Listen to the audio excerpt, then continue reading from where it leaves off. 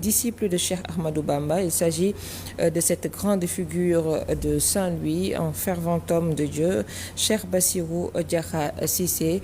Moussa Diagne donc reviendra en détail sur cet élément lors de nos prochaines éditions et nous parlons de l'association And Sam Cosanou Gandiol qui a organisé les activités commémorant la 198e bataille de Safilem, renvoyant à la première défaite de l'armée coloniale française en Afrique occidentale française, une première édition qui s'est déroulée en présence des autorités étatiques et locales dont l'importance selon les organisateurs est de faire connaître aux générations actuelles le rôle joué par les Gandiol dans l'histoire du Sénégal. Voici Idriss Dieye qui est ici au micro de Moussa Diagne et Abdou Boye. Cette année-ci qui coïncide avec le 198e année, puisque la bataille de Safilem a eu lieu les 3 et 4 septembre 1826, sous la houlette du dieu d'alors, Mamfarba Yassine Dane, qui, avec les Gandiol, avait réussi à battre à la culture l'armée coloniale française d'alors. Cette bataille même, cette défaite même cet événement même marque la première défaite de l'armée coloniale française en AEF. Et nous, dans le cadre des activités que nous avons initiées, nous avons jugé nécessaire de revenir encore sur cet événement qui est de haute facture et qui représente beaucoup pour l'histoire de Gandiol.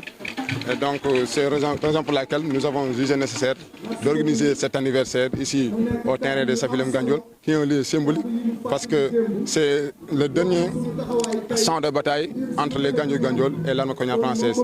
Donc, c'est une activité qui valorise davantage le patrimoine historique de Gandiol, parce que Gandiol, c'est une terre d'histoire, terre de valeurs, mais malheureusement, son histoire et ses valeurs ont été soit piétinées ou oubliées. La première unité de la société et le ministre de la Famille voudrait que tout ce qui est valeur soit connu sénégalais et qu'elle puisse inspirer les Sénégalais. Et c'est un moment important parce que ça intervient dans un moment où le Sénégal fait face à des balbutiements inconnus jusque-là dans l'histoire du Sénégal.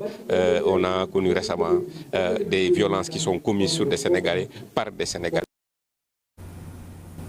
Hors de nos frontières, un adolescent de 14 ans a ouvert le feu mercredi matin dans un lycée du comté de Barrow en Géorgie. La fusillade qui s'est déroulée au lycée Appalache a non seulement ébranlé la communauté locale, mais a également fait les gros titres des médias tout au long de la journée d'hier. Compte rendu de notre correspondant permanent à Washington, Ben Saïdia.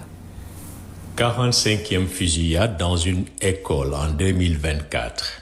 2 élèves de 14 ans tués, 2 enseignants également tués par un élève de 14 ans dans une fusillade de masse au lycée d'Appalachie, une école située à environ 1 heure d'Atlanta. 9 autres personnes étaient blessées. Ce qui aurait dû être une joyeuse rentrée scolaire à Winder, en Géorgie, s'est exprimé le président Joe Biden après cette tuerie. Ce qui devait donc être une joyeuse rentrée s'est maintenant transformé en